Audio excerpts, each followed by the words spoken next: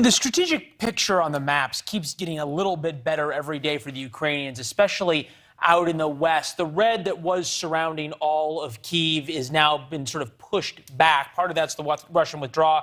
Part of that's the Ukrainian counterattacks. Unfortunately, tonight we're not able to draw on it, but the supply lines coming out of Poland through western Ukraine and then out are still pretty good. The one place we keep watching is here in the east, where the Ukrainians are still getting pinched by the Russians as they've concentrated more of their forces here. About halfway between the east and Kyiv is where this latest video just outside of Sumy comes to us from. And there's been some pitched battles here as the Ukrainians are trying to take back some of this ground from the Russians, specifically the highways, to prevent the Russians from being able to move their supplies into the areas that their troops have already pushed, harassing and ambushing the supply lines, which in the west, the Ukrainians are able to do pretty easily because of how much the population on the ground is willing to help the Ukrainian forces in this. I want to bring in Major Glenn Ignazio, former U.S. Air Force Special Operations pilot and commander. Good to see you, sir. Appreciate it. From the interview that we just heard from the Ukrainian parliament member, there's continuing this discussion of closing the skies. Are the Russians' air power really doing all that much, or are they all that effective these days inside of Ukraine?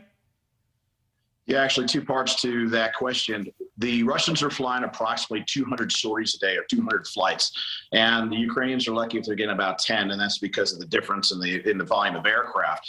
So the Russians are still being able to take out airstrikes, but they still don't have air dominance because there are a lot of surface-to-air missiles that the Ukrainians have been firing at the Russians, and they've lost a lot. But yes, there are still strikes still happening, and that's an incredible volume of 200 aircraft and those sorties to be able to take action against the cities and the people. So the air is still a contested environment with not really one dominating the other. Congressman Mark Green, formerly, and you'll know what this means, of the Army 160th, the Night Stalkers. He was the flight surgeon there in the helicopter squadron, talking about what it's taking right now to get the weapons that the U.S. is sending into Ukraine to the Ukrainians. Take a listen. We made cuts to our military industrial base, so the diameter of the pipeline, so to speak, is really, really small based on the need that we have right now. So we got to put more weapons in that pipeline. That means we got to make more weapons. And basically talking about how the Ukrainians are asking for 500 Stinger missiles a day and 500 Javelins. There's only a possibility of making about 6,000 in a year.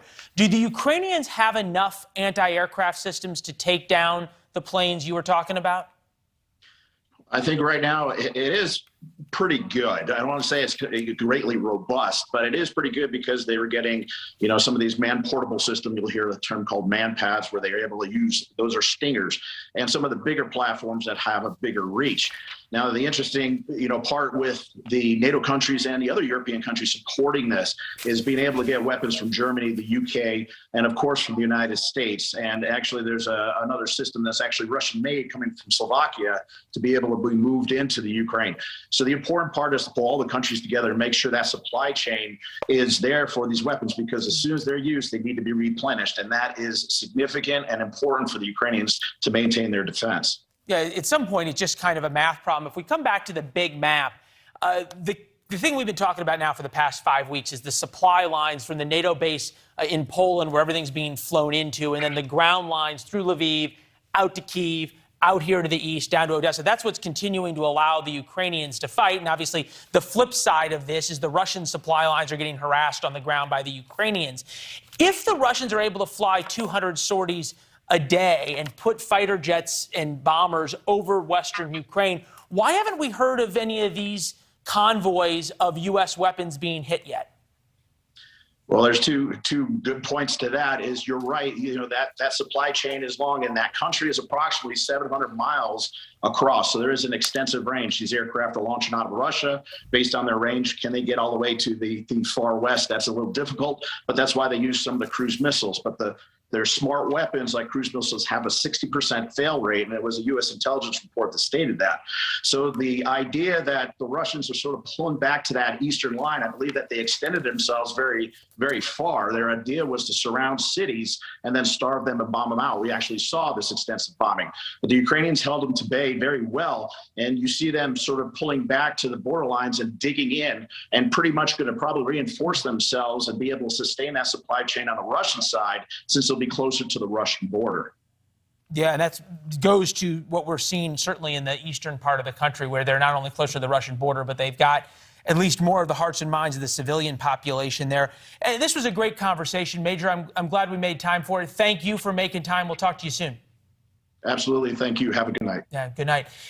Thanks for watching. Click the red subscribe button below so you can get more of NewsNation's fact-driven, unbiased coverage.